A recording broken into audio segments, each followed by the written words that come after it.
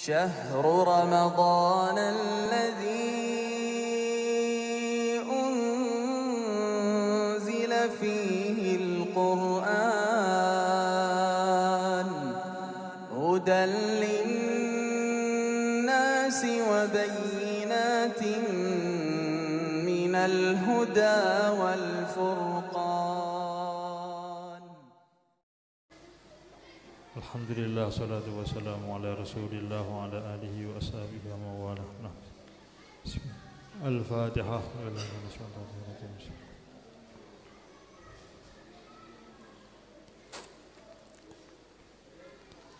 Qala al-musannif rahimahullah. Kemarin kita telah membaca mengenai keadaan beberapa keadaan orang yang mencari ilmu. Ada kalanya yang paling penting sebelum kita mencari ilmu, sebelum kita berangkat ngaji, kita perbaiki niat kita. Itu yang paling penting. Karena hasil daripada amal tergantung niatnya. Bismillahirrahmanirrahim. Wa in kanat, apabila ada niyatuka, niat engkau, wa qasduka, dan tujuan engkau, bainaka wa bainallahi ta'ala, antara engkau dengan Allah subhanahu wa ta'ala. Karena yang tahu niat itu adalah Allah. Bahkan dikatakan dalam sebagian riwayat bahwa para malaikat pun tidak mengetahui niat seseorang, karena itu merupakan rahasia antara seorang hamba dengan Allah. Bainaka wa bainallah min talabil ilmi, daripada menuntut ilmu, al-hidayata, untuk mendapatkan hidayah. Hidayah ini secara bahasa artinya petunjuk. Nah, hidayah ini ada macam-macam. Keadaannya itu ada macam-macam. Hidayah ada kalanya murni dari Allah subhanahu wa ta'ala. Itulah hidayah untuk memeluk agama Islam, yang dikatakan di dalam ayat Al-Quran, innaka la tahdi man ahbabta.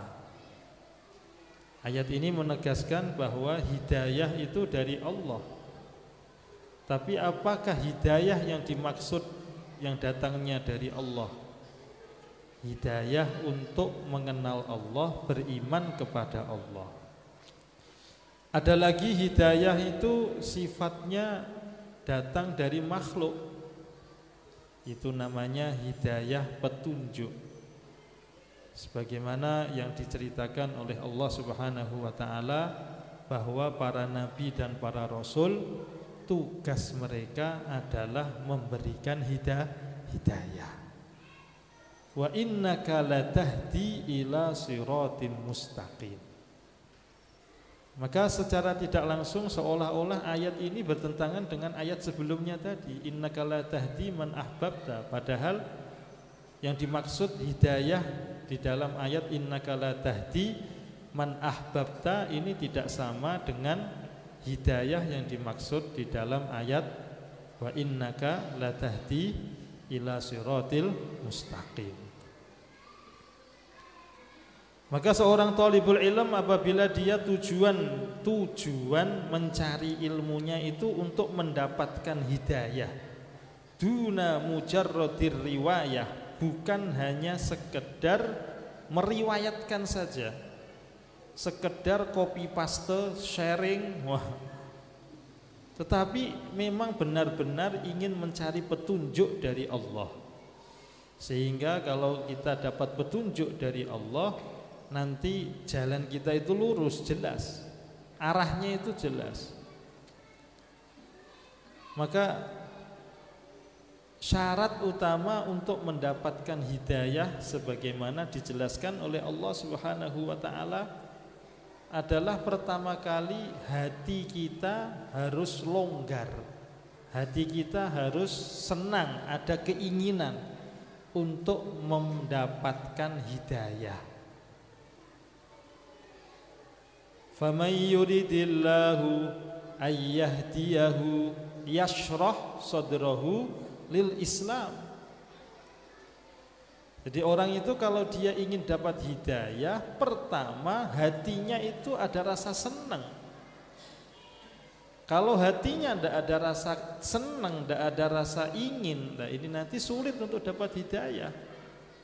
Abu Jahal itu Masya Allah cerdas orangnya, tapi karena dia tidak ada rasa ingin untuk memeluk agama Islam, walaupun bukti yang sangat banyak telah Allah tunjukkan kepada dia, tetap saja tidak mau memeluk agama Islam. Bahkan diceritakan oleh Al-Imam Ibnu Ishaq dalam sirahnya, suatu hari Abu Jahal itu dia bersama dengan beberapa orang temannya, malam-malam saking terkesannya dengan bacaan Al-Quran Nabi, itu dia muter ingin mendekat ke rumahnya Nabi hanya untuk mendengarkan bacaan Al-Qur'annya Nabi. Tanpa terasa tiba-tiba dia saking nikmatnya itu cari mana celah yang bisa dengar enak itu. Ternyata tengah-tengah jalan dia tubruan dengan temennya lagi. Loh, kamu ngapain di sini? Loh, kamu juga ngapain di sini? Malu, akhirnya pergi. Nah, jadi sebenarnya dia tertarik, tetapi kan tidak ada rasa ingin sehingga karena tidak ada keinginan maka hidayah pun tidak datang. Maka pertama kali syarat untuk mendapatkan hidayah adalah harus ada niat. In kanat niyatuka wa qasduka bainaka wa bainallah min talabil ilmi al hidayah fa abshir, maka terimalah berita gembira. Kenapa? Fa innal malaikata, fa di sini fa untuk menunjukkan jawab. Jadi karena Allah Subhanahu wa taala, fa innal malaikata fa innal malaikata, karena sesungguhnya para malaikat-malaikat Allah tabsutu laka, telah melebarkan ajnihataha, membuka sayapnya sebagai penghormatan, idza masyaita, apabila engkau berjalan, wahitanal bahri, dan sesungguhnya ikan-ikan yang di lautan pun juga tastaghfiru laka, memintakan ampunan untukmu, idza sa'aita, apabila kamu bergerak untuk mencari ilmu. Jadi orang itu kalau mencari ilmu, santri, wujudnya santri di dunia ini akan mendatangkan kebaikan. Maka tidak heran yang mendoakan itu banyak. Yang mendoakan itu bukan hanya manusia saja, bahkan makhluk-makhluk yang di tengah lautan, di hutan, di mana-mana itu mereka mendoakan santri. Tapi yang aneh itu sekarang santri itu kadang-kadang malah pengen nyari burung, repot. Burung mendoakan dia, ikan mendoakan dia malah dipancing, repot. Burung mendoakan malah ditembak, subhanallah. Sedih. Jadi aslinya kalau orang itu ilmunya sesuai diamalkan. Jadi seseorang itu kalau dia tindak tanduknya itu sesuai dengan ilmunya, jadi amalnya sesuai dengan ilmunya, lah insya Allah itu akan terjadi kebaikan, akan menjadi asbab kebaikan. Maka ketika ada seseorang, ada santri niat mencari ilmu untuk kebaikan seluruh makhluk Allah Subhanahu wa taala, mereka mendoakan, menghormati. Tapi jangan sampai salah adab. Dulu ada seorang santri nakal, ketika membaca hadis ini, fa innal malaikata tabsutu laka ajnihataha idza masyaita, sesungguhnya malaikat menghamparkan sayapnya kepada thalibul ilm ketika dia berjalan. Santri ketika membaca hadis ini dia nakal, sehingga dia mengatakan, sekarang malaikat kamu sudah berada di bawah kakiku, tak injak-injak kamu, menghina, bahaya. Seperti ini bahaya malahan. Akhirnya kualat. Insya Allah. Jadi hati-hati. Jadi hadis-hadis Nabi itu walaupun kelihatannya seperti apa ya, seperti kadang-kadang bahkan sebagian itu hadisnya dhaif gitu. Hadis itu dhaif sanadnya, tetapi matannya itu bisa juga dari Nabi. Jangan sampai diremehkan. Beda dengan orang salafi kan kadang-kadang dia menolak hadis dhaif. Hadis dhaif itu sama dengan palsu. Tidak benar hadis palsu, bukan. Hadis dhaif itu ya hadis dhaif. Itu dhaif karena kadang-kadang sebab sanadnya saja. Yang bawa itu jelalah sing gowo ki tukang warungan. Akhirnya jane sing ngendika Pak Kiai ini sing ngomong. Tapi sing gowo ki santri warungan, akhirnya gak patek digatekne. Nah ikulah. Jadi yang salah itu yang membawa, bukan kalamnya Pak Yai. Pak Yai Masya Allah benar kalamnya, Insya Allah ya. Maka dulu ada santri, dia ini semacam ya juga meremehkan seperti itu, naudzubillah. Ketika membaca hadis, barang siapa yang mengangkat kepalanya sebelum imam, nanti kepalanya akan diganti dengan kepala khimar. Maka cengengesan, opo iki hadis dhaif. Ternyata suatu saat dia ketika bangun dari sujud malih raine ndelok ning kaca kok sapa ya iki pangkling. Subhanallah, naudzubillah. Betulan. Bisa jadi betul karena remehkan. Maka hati-hati. Al-Imam Ibnu Hajar Al-Haythami di dalam kitabnya Fathul Mu'abbatun namanya Syarah Arba'in itu beliau mengatakan bahwa ya hadis dhaif itu tetap hadis dari segi matannya. Maka kita harus mengamalkan, mentaati, khawatir itu nanti maka matan tadi betul-betul datang dari Nabi. Insyaallah ya. Idza sa'aita walakin yambaghi, tetapi seyukianya laka kamu anta'lam, harus mengetahui qabla kulli syai'in, sebelum setiap sesuatu, annal hidayata, sesungguhnya hidayah allati hiya thamratul ilm, hidayah itu adalah buahnya ilmu. Jadi maknanya hidayah itu praktek amaliyah daripada ilmu seseorang. Laha bidayah, dia memiliki permulaan, wa nihayah, dan juga dia mempunyai puncak, batas akhir, wa zahir, dan dia juga punya zahir, wa batin, punya anggota batinnya hidayah, wala wusula, dan tidak akan sampai seseorang ila nihayatiha, mencapai puncaknya hidayah, illa ba'da ihkami bidayatiha, melainkan setelah mengokohkan bidayahnya. Maka ada istilah nasihatnya Al-Imam Ibnu Athaillah As-Sakandari, man asyraqat bidayatuhu asyraqat nihayatuhu. Orang itu kalau bidayahnya, permulaannya cemerlang, nanti insya Allah akhirnya pun juga, di penghujungnya pun juga cemerlang. Maka Sayyidina Umar radhiyallahu taala anhu sejak dari bidayah masuk Islam itu Masya Allah banyak sekali perubahan efek yang ditimbulkan oleh Islamnya Sayyidina Umar. Maka tidak heran selepas beliau masuk Islam, bahkan selepas beliau diangkat menjadi khalifah, berapa banyak perubahan-perubahan, perkembangan, kemajuan yang terjadi pada zamannya Sayyidina Umar radhiyallahu taala anhu. Baru masuk Islam, langsung orang Islam berani menampakkan ibadah di depan orang kafir. Ibadah sholat di Masjidil Haram berani. Dulu gak berani.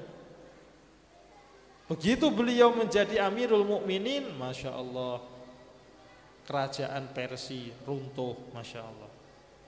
Maka memang orang itu tergantung permulaannya bagaimana.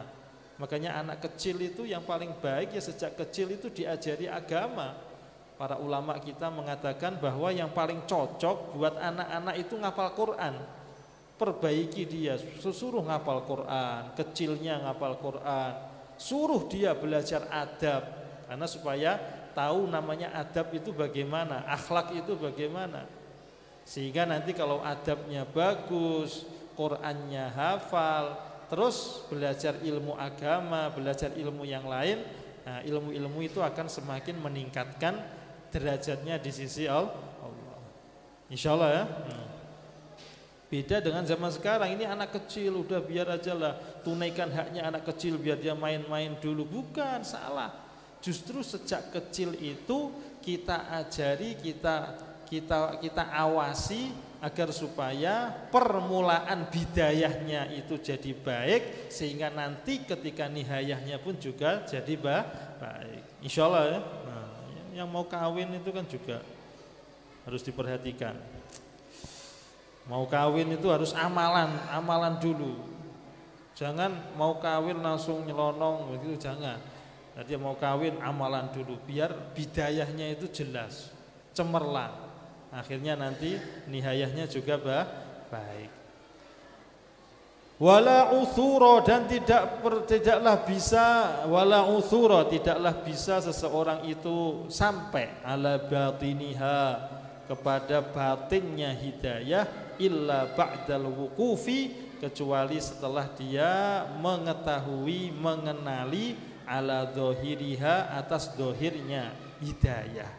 Waha ana, dan ingatlah, waha di sini hak tanbih, waha, dan ingatlah, ana saya musyirun, memberikan petunjuk isyarat, alaika kepadamu, bibidayatil hidayati, terhadap bidayahnya hidayah, litujarriba, supaya kamu mencoba, nafsuka, diri kamu, watamtahina biha qalbuk, supaya kamu juga watamtahina biha qalbak, dan supaya engkau menguji hatimu apakah cocok atau tidak.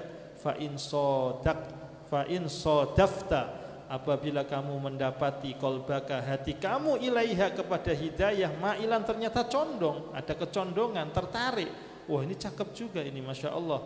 Cara bangun dari tidur, adab-adabnya, kemudian cara sebelum wudhu itu apa adab-adabnya, masuk WC bagaimana caranya yang baik. Wah, ternyata baik ini, Islam ini ajarannya, oh saya tertarik. Nah, wa nafsuka biha mutawi'ah, dan nafsu kamu terhadap bidayatul hidayah ini ada ketaatan, walaha qabilah, dan menerima, fadunaka tatallu' ila nihayat, maka bagimu bolehlah untuk mengetahui, berusaha mengetahui ilan nihayat, kepada puncaknya hidayah. Wattaghalghul, dan juga kamu bisa boleh taghalghul, masuklah, berjalan fi biharil ulumi, di lautan keilmuan. Wa in sadafta qalbak, tapi kalau kamu mendapati hati kamu, inda muwajahatika iyaha, ketika kamu hadapkan kepada bidayatul hidayah, inda muwajahatika iyaha, ketika kamu hadapkan hati kamu, biha, dengan bidayatul hidayah, musawwifan, punya sifat nanti. Sifat taswif itu bahaya ya. Ini sifat taswif ini sifat yang menjadikan umat ini menurun, bahkan menjadikan otak seseorang itu jadi bodoh. Jadi ada sifat yang menjadikan seseorang itu kurang kecerdasannya, mengurangi kecerdasan. Sifat apa itu? Sifat suka menunda-nunda, nanti. Akhirnya malah hilang semua. Mau kawin swayai je engko akhirnya koncone rabi kabeh urung rabi. Susah akhirnya. Akhirnya minder delik ning guwa. Gak tahu metu wis digotong. Naudzubillah. Wabil amali, dan dengan mengamalkan bidayatul hidayah bimuqtadhaha, dengan yang diinginkan dari bidayatul hidayah, mumatilan ya berlambat-lambat, tidak langsung segera. Fa'lam, maka ketahuilah, anna nafsaka sesungguhnya nafsu kamu, jiwa kamu, al-mailah ila talabil ilmi hiya an-nafsul ammarah bisu. Jadi nafsu kamu yang menginginkan kamu nyantri itu sebenarnya nafsu ammarah bisu, nafsu yang hanya akan mengajak kepada keburukan. Wa qad intahatta muti'atan lisyaiton, dan dia telah wa qad intahadat muti'atan lisyaiton, dia telah bangkit untuk mentaati syaitan al-la'in liyudlika, agar supaya dia mendekatkan kamu bihabli gururihi, dengan tali-tali bujuknya syaitan, tipuan syaitan. Fayastadri juga, sehingga dia akan memasukkan kamu bimakidatihi, dengan daya upayanya, ila ghamratil halak, kepada kehancuran, kepada kehancuran yang sangat. Wa qasduhu ayyurawwija 'alaika syarr, tujuan syaitan itu hanya untuk menghias keburukan, supaya dia lebih menarik. Fi ma'radil khair, ditampilkan dalam bentuk kebaikan, sehingga ngomong sembarangan. Boleh, ini kita akan doa sama-sama lintas agama, diamini bareng-bareng. Iki piye ngene iki. Wah Allah. Hatta yulhiqaka bil akhsarin, dikira itu baik. Pendeta doa karo Pak Kiai ini diamini, biksu doa diamini karo Pak Kiai ini, kiai doanya koyo nyambung doa ngoten. Enggak nyampe, enggak boleh seperti itu. Insyaallah ya. Ini kita ini digiring ke arah kebodohan kita ini. Hari-hari ini Allah uji negara kita itu, dikira kita ini semacam bodoh atau bagaimana enggak ngerti. Dulu doa bersama-sama tapi tanpa diamini. Sekarang malah nemen, tingkatannya tuh tingkat kesesatannya tuh naik menjadi level lebih parah lagi. Kiai mengamini doanya biksu. Wah, repot, masya Allah. Fitnah. Semoga Allah lindungi kita dari fitnah yang buruk ini, masya Allah.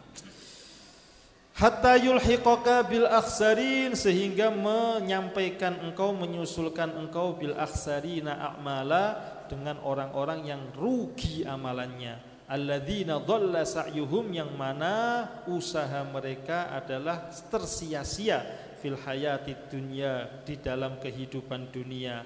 Padahal wahum, wawunya wawu hal, wahum, sedangkan mereka, yahsibuna, menyangka, annahum, mereka, yuhsinuna sun'a, telah membuat suatu perbuatan yang baik. Wa inda dzalika, maka ketika pada saat itu, pada saat kamu mengira bahwa kamu telah berbuat kebaikan padahal itu buruk, yatlu alaika syaiton, syaitan akan membacakan kepadamu fadlal ilmi, fadilahnya ilmu, wa darajatal ulama, derajatnya ulama. Tertipu. Jadi perasaan dia itu sudah benar, sehingga dibacakan fadilahnya ilmu semakin mantap. Loh, saya kan alim, padahal tersesat. Wa darajatal ulama wa ma warada fihi minal akhbari wal athar, dan semua berita-berita, hadis-hadis tentang fadilahnya ilmu.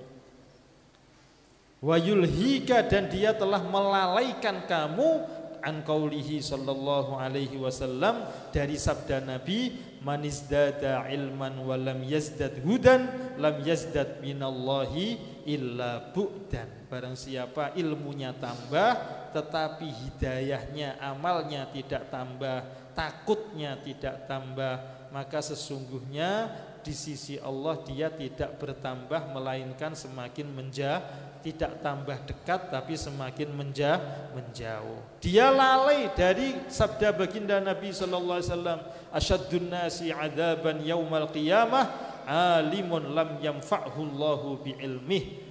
Azab Allah Subhanahu wa taala yang sangat pedih, paling pedih kepada manusia pada hari kiamat adalah seorang alim yang ilmunya tidak bermanfaat, tidak memberikan manfaat kepadanya.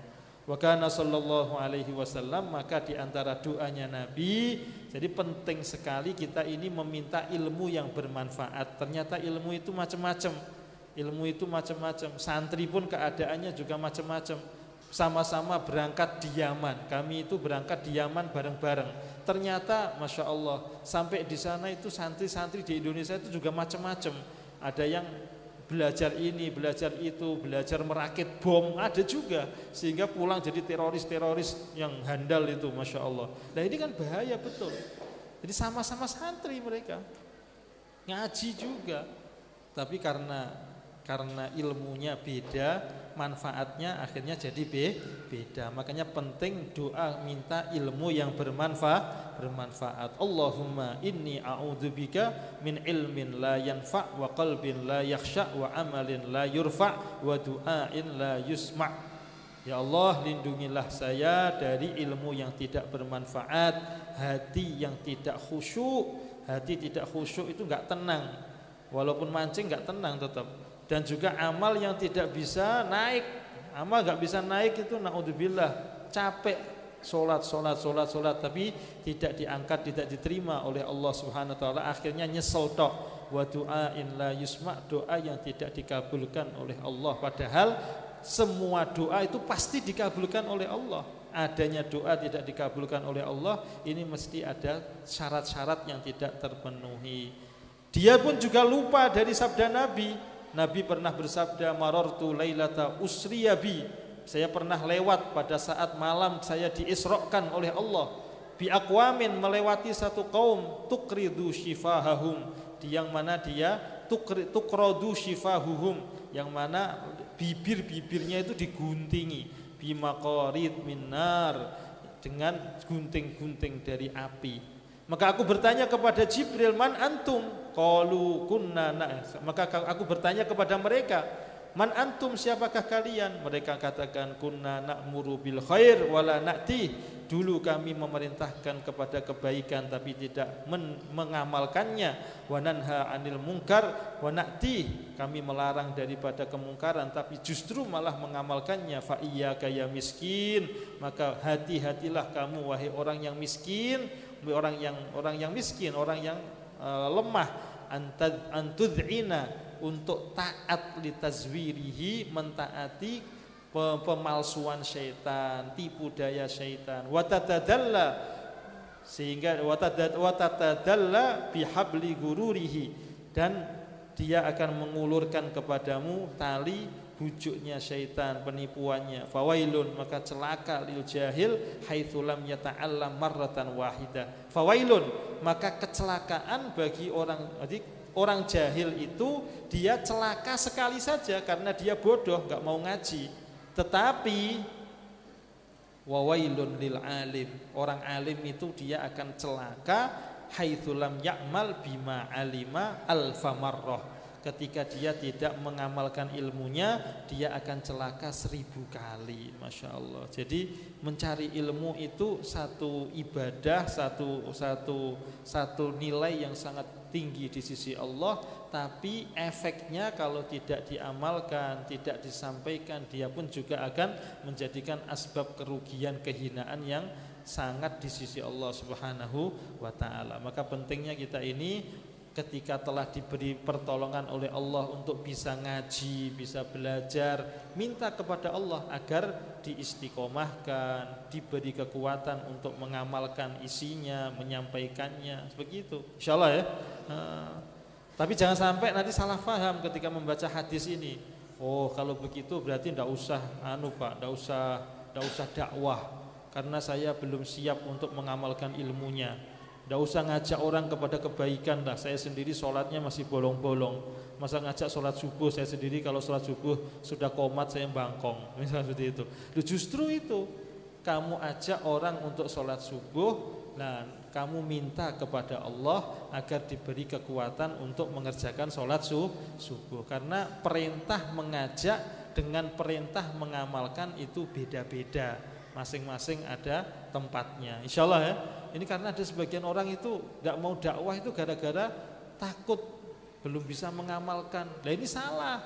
Mengamalkan itu perintahnya beda. Dakwah itu perintahnya juga lain. Insya Allah ya. Jangan sampai salah paham. Wallahu a'lam. Insya Allah. Mungkin cukup kita sekian. Ada pertanyaan? Monggo. Siapa? Tanyakan apa saja, silahkan. Besok insya Allah bahwa manusia di dalam mencari ilmu itu ada 3 keadaan.